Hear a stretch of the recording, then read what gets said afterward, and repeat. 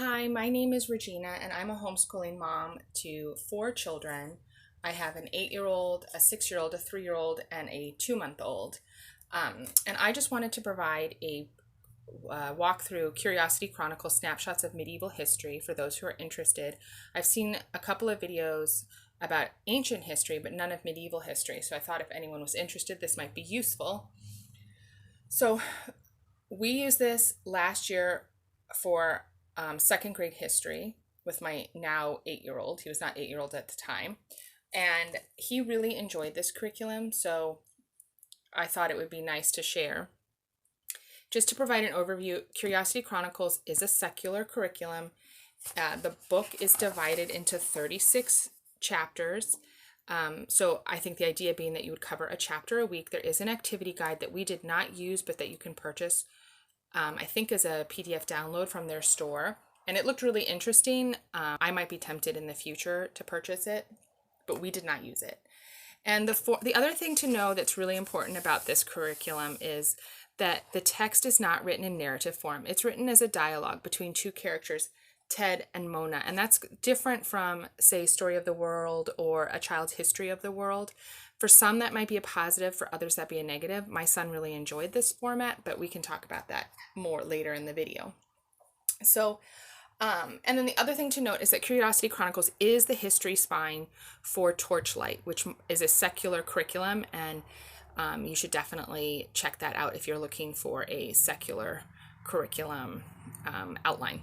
So, pros, it's secular. That was really important to my family just because we are not a Christian homeschooling family, and also we live in a state where we do receive funds for purchase of educational materials, but they have to be secular. Secondly, it's global in nature, so I really appreciated it does cover or attempt to cover sort of what is going on during this period around the world.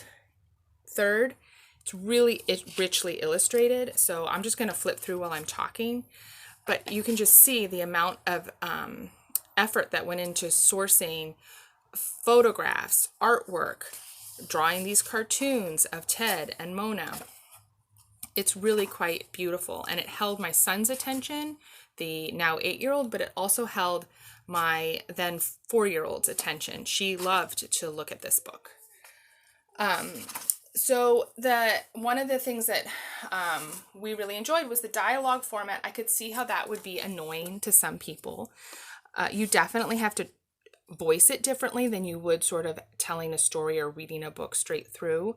And I'm not saying you have to have voices for Ted or Mona, but there's definitely is a different style of speaking when you read this aloud as a dialogue, and I definitely encourage it as a read aloud. The really cool thing, and the author Rachel Myers definitely said, on the back, she says, this was intentional. It was modeled after a classical style of teaching to encourage thinking and asking questions. And I know for my son, he would ask a question, spontaneously, and almost the very next line usually would be Ted or Mona asking that exact same question. So she's clearly done a very good job of sort of creating this dialogue between the two characters, one that might even mimic my son and another person asking questions about history. So that was a positive for us, but I could see how it would be hard for someone else. The chapters are color-coded, which is another nice feature. So you see this is black. So we know that the black is definitely going to be covering Africa, that area. Red is China or Asia. And so that's another way that you could actually read this book. You don't have to go chapter 1, chapter 2 all the way through. You could, for instance, just cover all the red sections, all the blue sections, all the black sections. And that's actually how we use that book, but I'll get into that at the end. So that was a really nice feature. There's multiple ways that you could access the information in here. Other nice parts are here you have sort of like at the end of each chapter a want to know more section where it tells you what you might want to look into. We also really liked or found helpful towards the end of each chapter, they'll have sort of like this timeline that tells you where you are in history. Because again, you're doing a global review of world history. So there's a lot of different times that you're encountering, for instance, the 800s in different parts of the world. So that is really helpful, I think. And then there's also like these obvious like attention to detail, like the text is written in what is, I think, supposed to evoke a medieval text, and they have, you know, the characters putting on period costume from that area in certain spaces. So it's just really sweet. Sort of the cons. Okay, so we didn't use snapshots of ancient history, and one of the things that I found a little bit frustrating is at the very beginning, there was no explanation, I mean, not that I saw, of who Ted and Mona were. So I don't know who they are. We just jump right in. And I mean, in the beginning, you know, okay, who are these people? But it stopped being important. But still, it might have been nice to include some sort of introduction to these two characters. And I don't know if there is one in ancient history, to be honest. So the other thing is there were occasionally 1 or 2 typos while we were reading, which is a little bit frustrating, but not a big deal. And also sort of like my book fell apart. The spine, clearly whoever made this, like either the glue or something, we are very hard on our materials. So, but I actually have the Curiosity Chronicles Early Modern History, Volume 1, and it fell apart in the exact same way. So that's kind of frustrating. But again, has nothing to do with the content. And then sort of, you know, I would say the only other real critique I have is we are a Muslim homeschooling family. So I did take slight issue with her telling of the story of Muhammad, peace be upon him.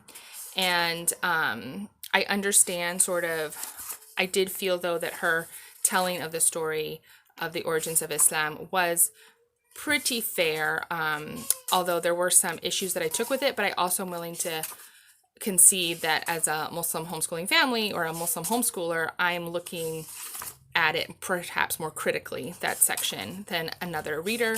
I felt like she gave a good context of who Muhammad, peace and blessings be upon him, was in the context of his culture and society, which I feel was better handled than in, say, Story of the World, which I feel has inaccurate information. Ooh, there's the baby. So that said, I did find Curiosity Chronicles better, and which made me trust more the information about cultures that are not mine in the book, because at least I felt like she was being fair with, to some degree, with Islamic culture. So how did we use this book? Well, we didn't have the activity logs, and I was not using Torchlight. So what we actually did is we divided history in 2nd grade into 4 big unit studies: the Silk Road, Europe, Africa, and the Americas. And so we actually did follow a geographical region through from the beginning to the end of the medieval period, and then we would start over with a different geographical region and pulling in resources from the library and activities and stuff as we went. We made that up as we went. And so overall, I think my son really enjoyed it. He will still pull this book out occasionally and just start picking it up and reading somewhere. So that kind of, I think, says something. But hopefully this review was useful to you and gave you a good glance at a peek inside. And if you have any questions, please feel free to ask. And I think I'll just really quickly go through, I'll leave it there.